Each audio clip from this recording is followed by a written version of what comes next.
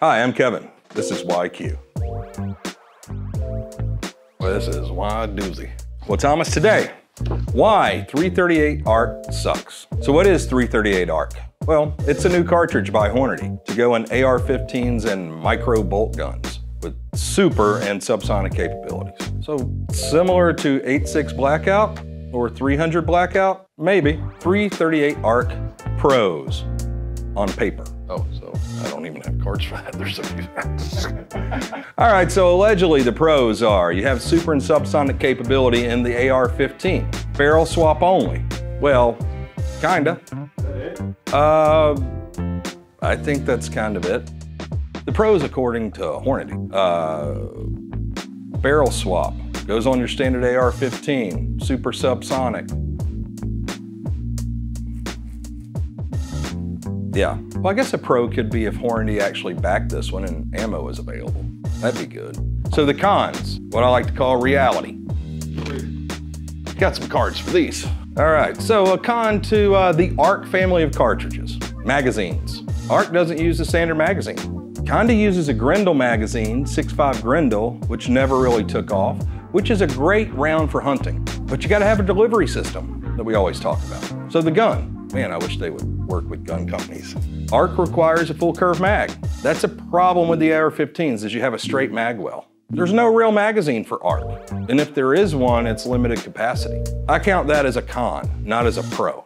Full curve mags, they no fit in the AR-15. That's why none of these tapered cartridges work. The only decent 6-ARC mag we've tested is the Geisley. It's $100. It's limited capacity. And for what I've read, you have to modify the 6-ARC mags to work with 338 ARC, which it makes sense, right? One of the reasons we did 8.6 or 338 Blackout in the SR25 mag is the front rib in the magazine. That's always a limiting factor.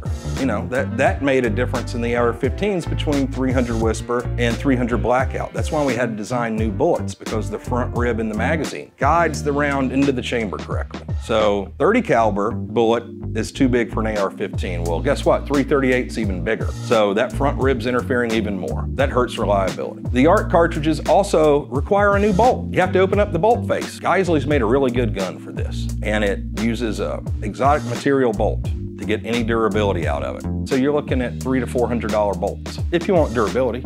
The ARC cartridges in gas guns are not reliable. Why not? Because you're putting them in an AR-15 that was designed for the 5.56 case. All right, we use a 5.56 case essentially for 300 Blackout when we did them. We made the correct bullets, the correct shape and ogives so they work with that front rib in the magazine. Blackout, 8.6 or 300 are barrel change only, not magazine and bolt and barrel, like the 6.8 SPC or the ARC cartridges or the Grendel cartridges. That's why they didn't catch on. When you change the magazine and the bolt and the barrel in the AR, I've never seen reliability that worked good enough for the military. And that's sort of what we base our stuff on, not the casual user. So maybe you have one and it works okay for you. That's okay. I still consider this a con. The Sub-X bullet I've had great success with in 8.6 Blackout and in 300 Blackout. But even a con to that bullet, it requires new feed ramps to be reliable in your AR. You know, with our guns, we do our own feed ramps, so that's okay. But for instance, in the Honey Badger, if it's a military government requirement for us and it has to work with Sub-X ammo,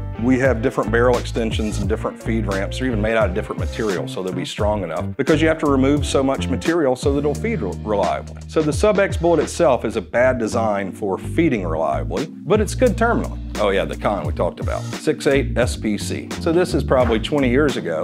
So long before SIG and 277 Fury, the military was going to replace 5.56 with 6.8 SPC. 6.8 is a 270 bullet. They also had to change the magazine because it was a bigger case, so you get better velocity. Well, and then they also had to modify the bolt face, make it bigger. So bolts would break and the guns weren't reliable. So you've never heard of 6.8 SPC because it didn't work. And this is about the same thing. And don't get me wrong, this isn't a hating on Hornady video. I actually love Hornady. Love a lot of their ammo, use it hunting. The Creedmoor cartridges are incredible. It's a barrel swap only, full mag capacity. I don't like the ARC cartridges. They're not reliable in gas guns. You gotta change the mag and the bolt and the barrel. It's too much. You lose reliability and durability. Creedmoor cartridges, very good. So how did these ARC cartridges come about? Is it just a big ammo company wanting to do a new family of cartridges because they'd worn out Creedmoor? Maybe, right? But what they say, and what I believe, is they wanted 1,000-yard capability in an AR-15, a light gun. So size and weight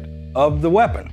6-ARC, that's the first one, but you have to change the magazine, and it's limited mag capacity and reliability. Then you change the bolt, then they break, so you got to make them out of exotic material, so then they're $300 to $400. And is 6mm 6-ARC really a 1,000-yard cartridge? Probably not. So they'll say with this new 338 ARC, it goes in micro bolt guns. The Mini Fix is the only one I know of, and it's a few ounces lighter than the Fix rifle that takes the 8.6 Blackout, where you have real supersonic, subsonic capabilities and fast twist. So is it an advantage? I mean, if you're using old, big, heavy guns, you know, long action Remington 700 or the Mini Fix, yeah, that'd be an advantage. So micro bolt action, the Mini Fix, I think CZ made one. Maybe they still make one. It's nice. If you like 90-degree throw and wood stocks that don't fold, no detachable magazine like AR-15 style magazine, weird safeties. It's a cool gun. So I think that's what they're referring to when they say micro bolt guns, but most 223 bolt guns or 5.56 are actually short actions you can put a 308 in. So I don't know that there's a long list of micro bolt guns other than the Mini Fix. The military, their AR-10s and SR-25s that give them 1,000-yard capability are over 8 pounds. Some of them are close to 10 pounds. So going to an M4 based gun, that's a big weight difference, right? But we built a boombox, so you don't have to sacrifice that. So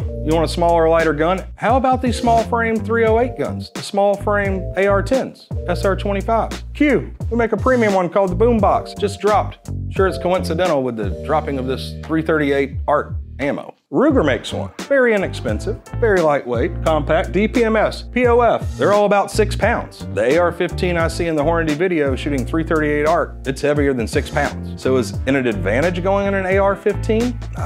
I don't really think so. There's a lot of cons. Thomas, you know what the best 6-ARC gun on the market is? It's a new Geisley. They did a great magazine for it. As far as 6-ARC goes, it's probably the best gun. 7 pounds, 8 ounces. 1.5 pounds heavier than our small frame SR-25 AR-10 size gun that takes 308 SR-25 magazines for 8.6 Blackout or 6mm Creedmoor or 6.5 Creedmoor. Listen, 338 ARC, is it cool? Kinda, but it ain't 8.6 Blackout. It's more like 300 Blackout, and it's just less reliable. This drives me utterly insane. Definitely a con. 1 in 8 twist is what they're going with. 1 in 8, where have they been for 15 years? We started out with 300 Blackout with a 1 in 8 twist. That's where we started. We couldn't get good dispersion with the subsonic projectiles, the long rifle bullets. They require a faster twist, and that's where we started going faster. And then we started noticing the terminal effects. 1 in 8 is 2011, well, maybe 10. 10. Accuracy with subs, terminal performance, bullet expansion. All right, we'll start with the accuracy. You have a long rifle bullet. When you send it subsonic, it's going slow, linear velocity. You gotta spin it really fast so it stabilizes so you can get good dispersion, good accuracy. This is a known thing. This wasn't something we made up. So 1 in 8 is confusing. Fast twist also gives you a reliable bullet expansion. Those long, slender rifle bullets, traditionally designed to expand due to the linear velocity. So impact on target makes the bullet expand. So when you slow it down, it makes it really hard to make those bullets expand. But if you turn up the rotational velocity, they expand on impact, and rotational velocity gives you penetration. So you don't have to worry about the bullet expanding on impact and then not going anywhere. And then terminal performance, like I was saying. So the 1 in 3 twist, terminal performance. So how about cutting surface? So the bullet opens immediately, you get 18 inches of penetration, and the bullet is spinning 3 times faster almost than the 1 in 8. So you get cutting surface, arterial damage, a bigger wound cavity, a wound cavity that's about twice as long because we're opening the bullets sooner. There's no reason to do a slow twist. It is, and people will believe it. There is no issue with even Hornady bullets with a 1 in 3 twist, blowing up or expanding out of the muzzle. They know this. Hornady knows it. We sent them a gun with a 1 in 3 twist barrel several years ago because we were partners in the 8.6 Blackout. They make all the brass for us. Every bullet we've tested of Hornady's, and I've been on several hunts in Africa with these bullets. The Sub X, that's the weakest bullet on the market, and it stays together out of a 1 in 3 twist. So Sub X had a great hunt with the new Hornady CX solid copper bullet, 185 grain. Doesn't open up out of the muzzle, opens up on impact, gets penetration, kills the animal. 1 in 3, works with Hornady bullets. That's an absolute fact. 8.6 Blackout, it cycles reliably with supers and subs, even out of an 8 and 6 inch barrel, because we do short barrels. We're not doing all this testing with 16-inch barrels and reporting supersonic muzzle velocities out of a 16-inch barrel. We designed it for 12-inch, but then we test 8 and 6-inch. And guess what? With a non-adjustable gas block, super and subsonic runs reliably, even in full auto.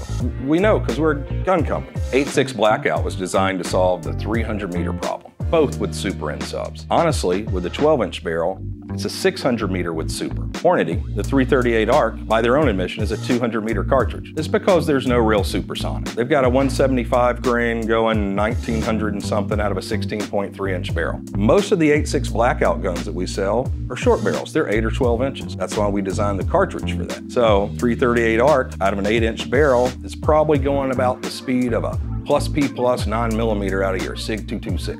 338 ARC, limited case capacity. I view this as a con. Why is it a con? Because they have a 300 grain bullet. We can put a 400 grain bullet in 8.6 blackout and have the same case capacity. If you limit the case capacity, you can't put a bigger, longer bullet in there. I view it as a con. Also, case capacity. Well, I think Hornady was the one working with hybrid powders that we use that take up the whole case capacity if we want to use a shorter bullet for sub or supers. And if you don't, then you can put longer, heavier bullets. How about an 8.6 blackout with a 450 grain sub-X bullet? 1 in 3 twist. In restricting case capacity, we've done it here at Q. You guys have seen it. Aluminum or polymer, restricted case capacity shells. So you just have the bullet diameter the whole way of the case. That's the way you do it. And you can use smaller subsonic bullets and have SDs under 5 with the proper powders.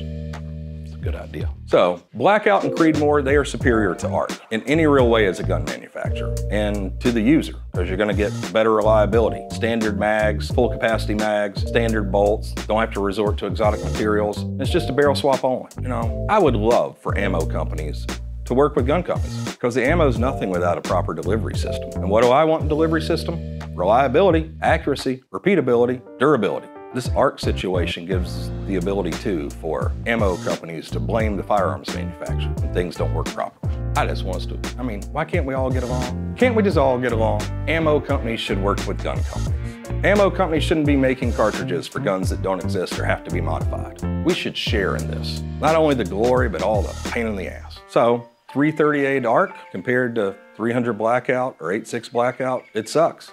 It's unfortunate. A lot of you will learn the hard way, but we'll be here to console you, and that's why.